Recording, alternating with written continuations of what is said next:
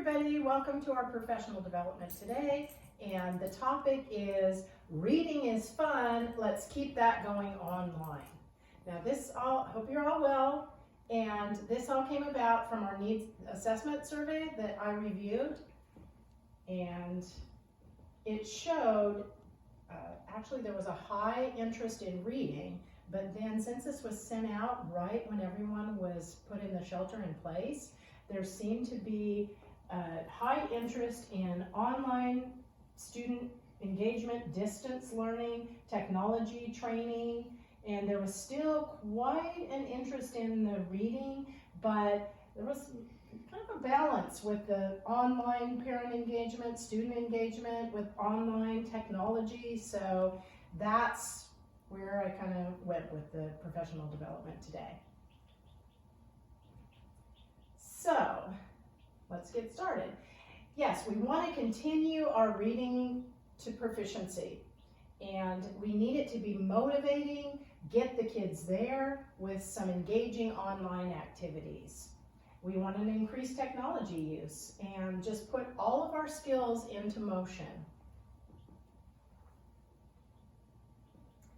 These are just a couple of quotes, kind of get you in the frame of mind for the reading and the high need to keep that a part of our curriculum, number one. I'll just let you read for a minute.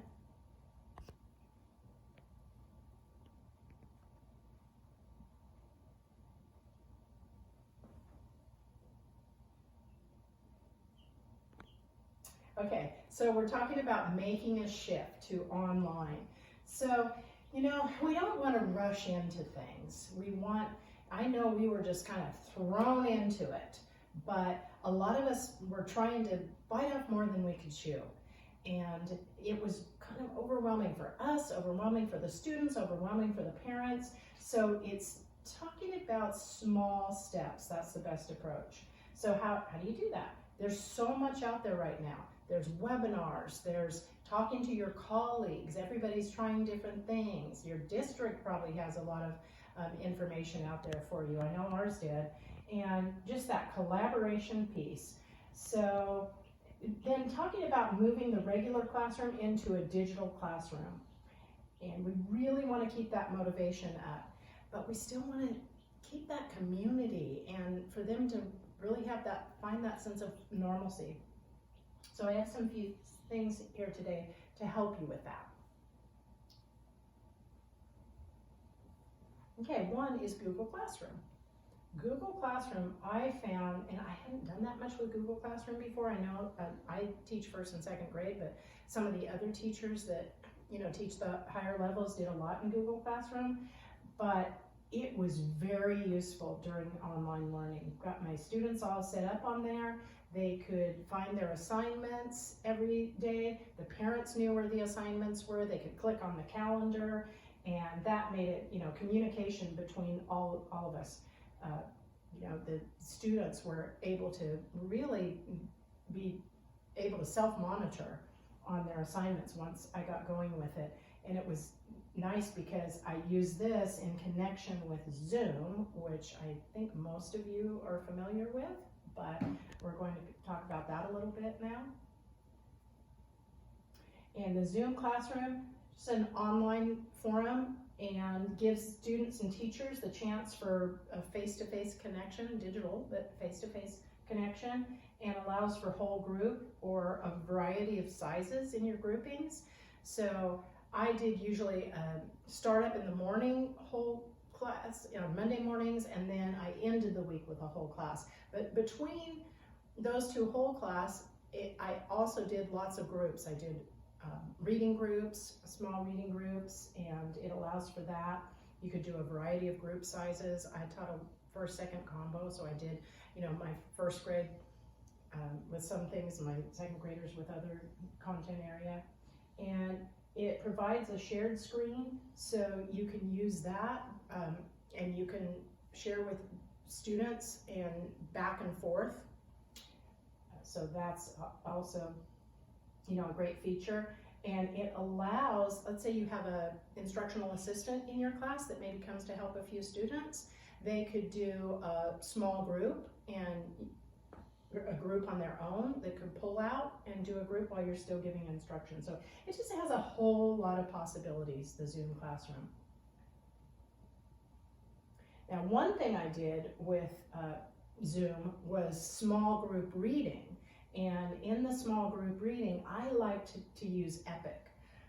The kids could have choice in their reading, and then the parents would know where the kids were.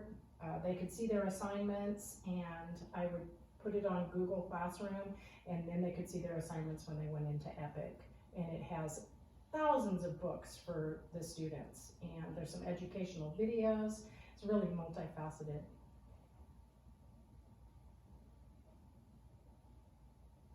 There's Epic. I don't know if we could go on Epic. Yeah, okay, so this is what I would do for a small group. They have books at any level. My school happens to be on guided reading level books. So this would be a C-level book, so ending of kindergarten. But if I assign this book, I could meet in my small group and we could all talk about this book. Maybe we would start with a talk on farm animals and then get into the text.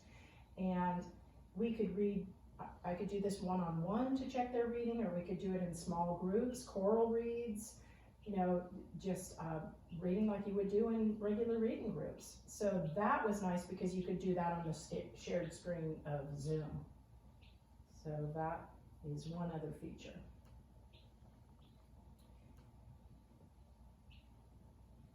And then this was just talking about the phonological awareness, phonemic awareness, and we'll get more in depth in this in one of our workshops coming up. But it's just the different levels of phonemic awareness, the early, basic, advanced, and how you can make a lot of these games and things work for whatever your level is. So when we're building phonemic awareness, it's really when we're on the online forum, we need to make sure to keep the kids engaged. So I just talked about rhyme games. You could do chants, songs. They love the singing.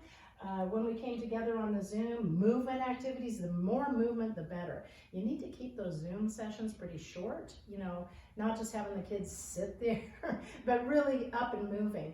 And some things that I would do was, let's say a rhyme activity, we could do, let's say, start with a sound and do a family like k, app, cap, g, app, gap, full, app, flap, stir, app, strap, and then just kind of build on that for them while they're doing the movement right there.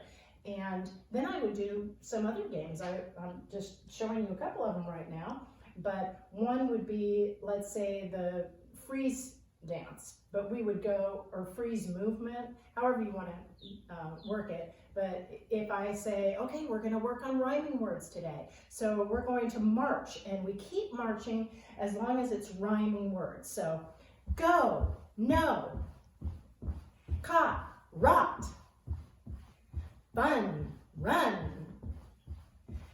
pig, mat. Those don't rhyme, do they? Let's try again. Pig, wig. And you can have the kids change up the activity, like, oh, what do you want to do today? Oh, you want to do arm circles. Okay, we're doing arm circles, guys. Sat, bat, cub, rub, ham, hop. Oh, good. You froze on that one. Those words don't rhyme, do they? No. Let's try it again. Fit, bit. But I'm just saying, get up and get moving and get all that going when you're, in the online forum. It really is helpful.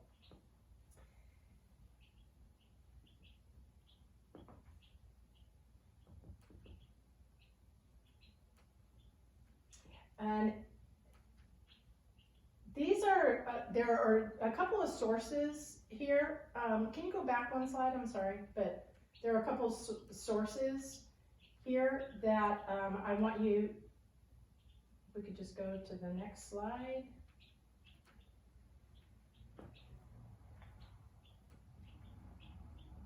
There we go. Okay, so on this slide, I do Hagerty phonemic awareness in my classroom on a daily level, and so the kids are used to it, but the Hagerty people put all these videos on there for parents to use online. A lot of parents aren't too comfortable with, well, what does that, look like, or how would I do that? So these are there for you, ready to go. So I'm going to show you a couple of examples. One is the Hagerty videos, and one is the really great reading, which is a interactive tile that you could do with the shared screen on the Zoom. So I'll show you both of those right now a little bit. So these are the Hagerty videos. So she's kind of showing a Hagerty rhyme lesson right now.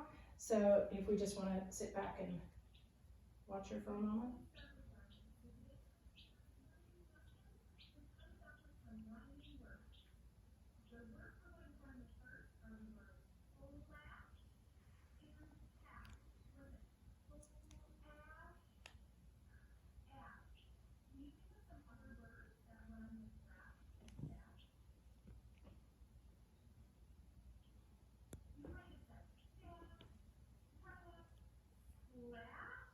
Or maybe even crash or smash.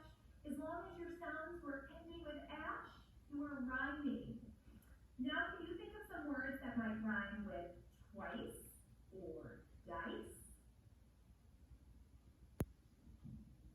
You might have said rice, mice, slice. All of those are rhyming words. Listen, twice, dice, slice, rice, mice. Let's see if we can rhyme with these words. Okay, so that kind of gives you an idea there of the phonemic awareness activities that the parents could, pull in to their digital piece. And then I'm also going to show you the really great reading at letter tiles that you could use the Zoom and an interactive screen for.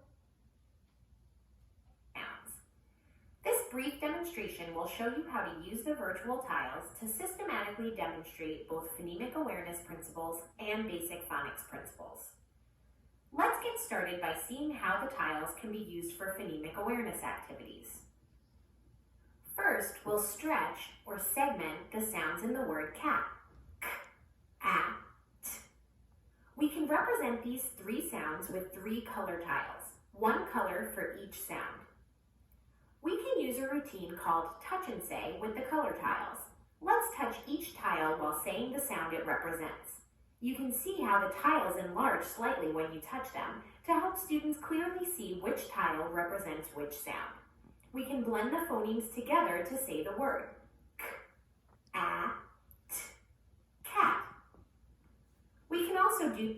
Okay, so that's another resource that you would have there that you could use on the share screen with Zoom.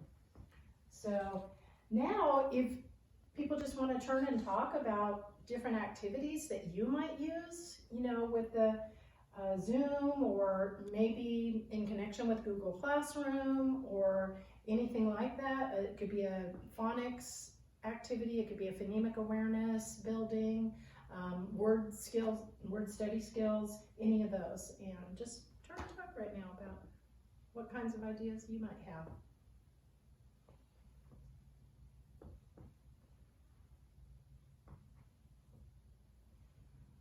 Okay, and so I just put a few reading games on here, but this is another workshop we're going to have. We're going to have a few more workshops on this, and one's just coming and learning all these games that you can play. Like the I Spy, for instance, I love that game with all the little Zoom screens because you can see stuff in there, and let's say, oh, I see something that starts with Does anybody else see something that starts with and they all, look through everybody's screen and, oh, I think I see it. And then, it's kind of fun to keep them interactive and going. So yeah, try and come to those workshops that we're doing, upcoming mini PDs.